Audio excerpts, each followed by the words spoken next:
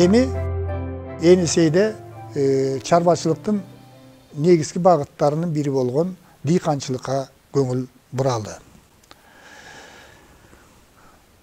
Минусинский жергеси сууга мол болгондуктан, кара топурактуу болгондуктан, экстенсивдүү мал чарбасын өнүктүрүүгө караганда интенсивдүү дыйканчылыкты өнүктүрүүгө өтө ыңгайлуу болгон. Жери өтө семиз болгон. Байыркы доордогу таблицадан көрүнгөндөй тагар маданиятынын ээлери, өкүлдөрү жерди кетмендеп айдашкан. Ал эми андан кийинки кыргыздарга тиешелүү деп эсептелген таштык маданиятынын өкүлдөрү жерди буурусун менен айдагандыгы жөнүндө археологиялык так маалыматтар бар.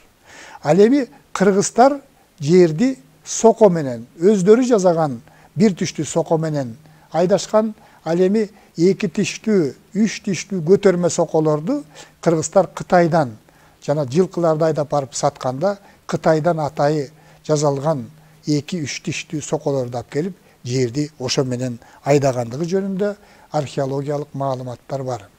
Ушу күнгө чейин сакталып калган узундугу 15-20 чакырым каналдардын нуктары бар.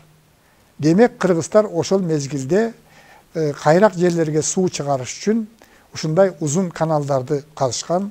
Тарихи маалыматтар боюнча бул каналдарды казууда согуштан, көбүнчө согуштан колго түшкөн кулдарды же болбосо кыргыздарга баш ийген кыштым элдердин күчүн пайдаланган. Ошондой арыктар азыркы мезгилдеги жергиликтүү эл кыргыздын арыктары деп атайт. Ошолун нуктары кайталап айтканда бүгүнкү күнгө чейин сакталып калган. Кыргыздар негизинен дыйканчылыкта арпаны көп айдашкан. Бул негизинен дан азы катарында, малга жем катарында пайдаланылган. Кыргыздар буудайды өстүрүшкөн, кара тарууну көп өстүрүшкөн. Анткени ошол кара таруудан жайкысын ошол мезгилде эле кыргыздар кымыз, сүт азыктары менен азыктанышкан.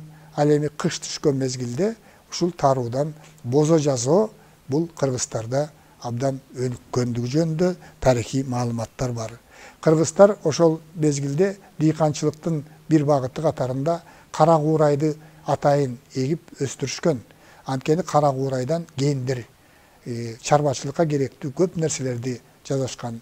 Эгиндерди сакташ үчүн мүшөктөрдү жасашкан, аркандарды жасашкан, чарбачылыкка керектүү көп нерселерди ушу кара куурайдан жасашкан. Ошондуктан бул өсүмдүк дагы күчтүү өнүккөн өстүрүү. Андан кийин ушу Гималай арпасы деп аталган арпанын түрүн өстүрүшкөн. Бул дыйканчылыктын өнүккөндүгүнөн кабар берет. Ошо Енисейге куйган жана жүздөгөн куймаларга кыргыздардын курган тегирмендер катар-катар болуп тургандыгы, иштеп аткандыгы жөнүндө Араб Перси, Кытай булактарында көп жазылат. Демек, ошол мезгилде эле ошол дан эгиндерин майдалап, унга же болбосо талканга айлантуу боюнча тегирмендер иштеген. Үй бүлөдө ошол археологиялык маалыматтар да табылгалар далилдеп отурат. Үй бүлөдө ошол мезгилде эле кыргыздар жаргылчакты, сокуну жана сок билекти кеңири пайдаланган. Биз жогоруда айткандай, ошол дыйканчылыкта өгүздөрдү, букаларды, жылкылардын күчүн көп пайдаланган. Кытай булактарында Енисей жергесинде кыш өтө катуу болоорун, кар өтө оор түшөөрүн, суук болоорун, ушу күргүчтөп аккан Енисей дарыясы дагы көпчүлүк жерлеринде теңине чейин тоңуп каларын жазган. Тарихи маалыматтар боюнча кыргыздар эгинди апрель айында эгишип, сентябрь, октябрь айларында жыйнап алышкан. Мөмө жемиш жана багбанчылык боюнча тарихи маалыматтар кездешпейт. Биз жогоруда айткандай, чарбачылыктын негизги багыттарынын бири бул аңчылык болгон.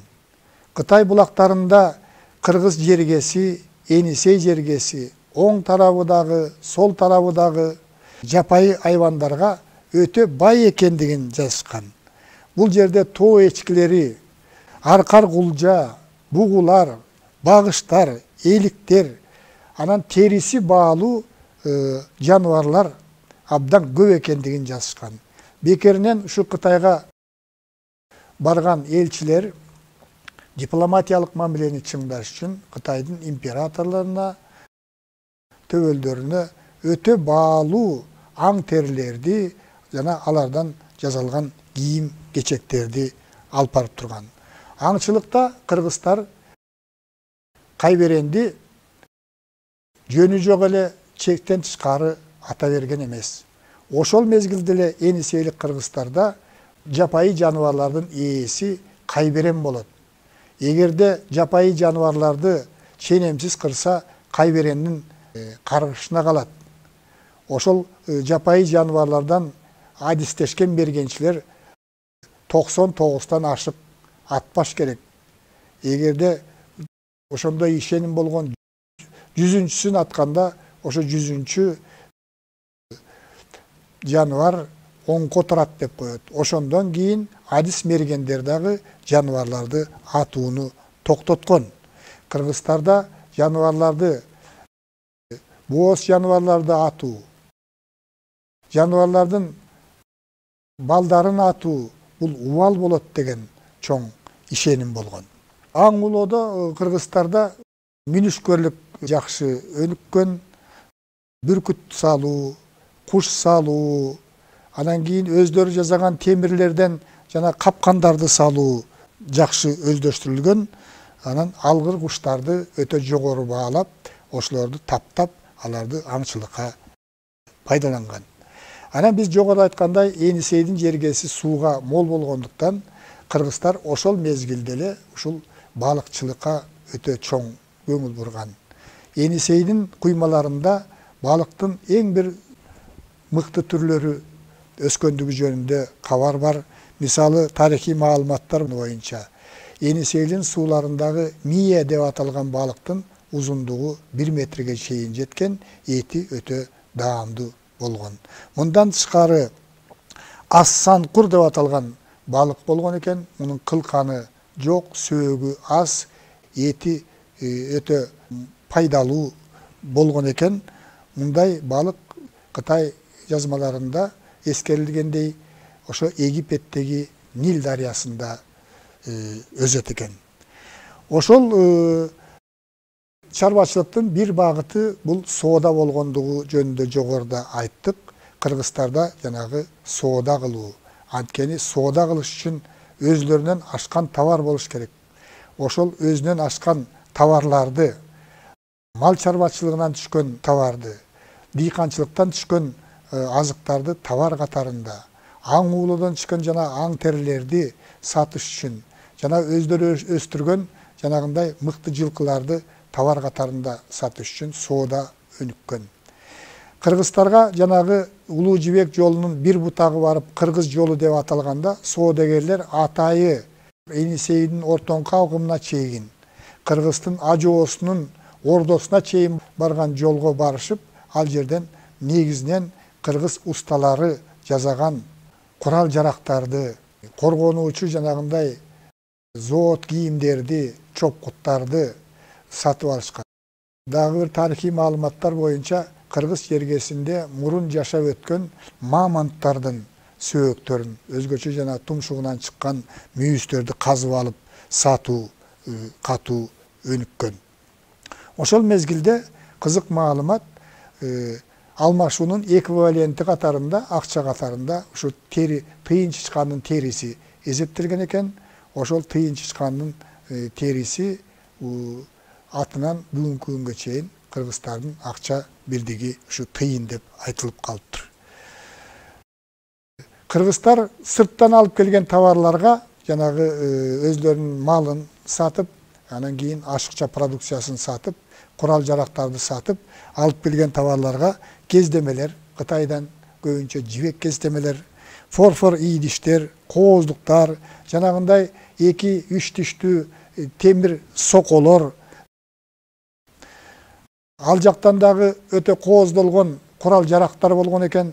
Ошол кооздолгон курал жарактарды алып келип турган экен.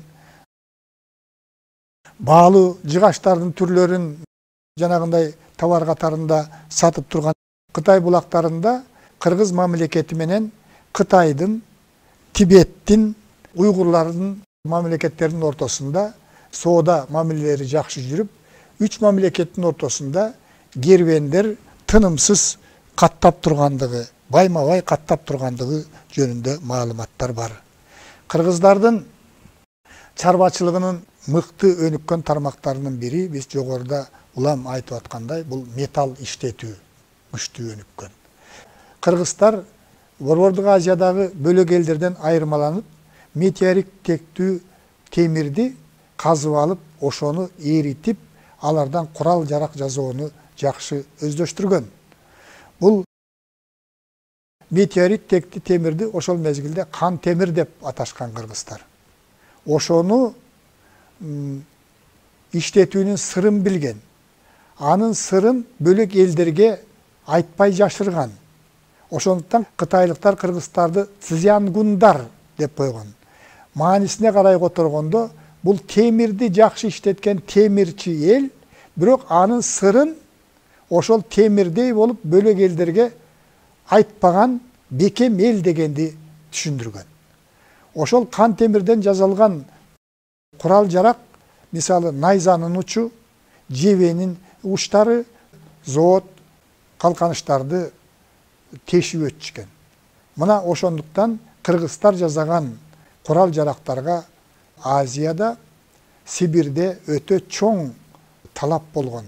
Кытайлыктар дагы кыргыз усталары жасаган курч куралдарды алууну чоң сыймык деп эсептеген. Негизинен бул кыргыздар курал жарактан тышкарыдагы кыргыздардын арасында жанагындай ат жаптыктарын жасай турган атайын усталар болгон. Кооздук асем буюмдарды жасай турган зергерлер болгон. Кыргыздар ошол мезгилде эле алтынды, андан дагы күмүштү жогору баалап, андан аялдар үчүн, бийлик башында турган бектер үчүн жакшы мыкты кооз жасалгаларды жасашкан. Ошентип кыргыздарда темир иштетүү күчтүү өнүккөн, ошону менен катар эле карапа ийиштерди жасоо, жыгачтан ийиштерди жасоо дагы абдан күчтүү өнүккөндүгү тарыхый булактарда жазылат. Кыргыздар жасаган бааза археологиялык табылгы катарында табылып аткандыгы жөнүндө маалыматтар бар. Жыйынтыктап айтканда, кыргыздарда негизинен экономика комплекстүү мүнөздө болгон. Кыргыздар өзлөрүнүн азык-түлүккө болгон жана үй тиричилигине керектүү болгон, жашоо үчүн керектүү болгон нерселердин баардыгын өздөрү өндүрүп алган. Ошондуктан бөлөк мамлекеттерге көз арткан эмес, бөлөк мамлекеттерге талоончул согуштарды жүргүзгөн эмес, негизинен өзүнүн мекенин тышкы душмандардан коргогон. Анткени бай минисин жергесин, Энисейлин ортоңку агымын басып алууга, алдагы жашап аткан кыргыздарды баш ийдирүүгө аракет кылган элдер көп болгон. Бирок кыргыз эли өзүнүн эркиндигин сактап, өзүнүн экономикасын, маданиятын чыңдаган.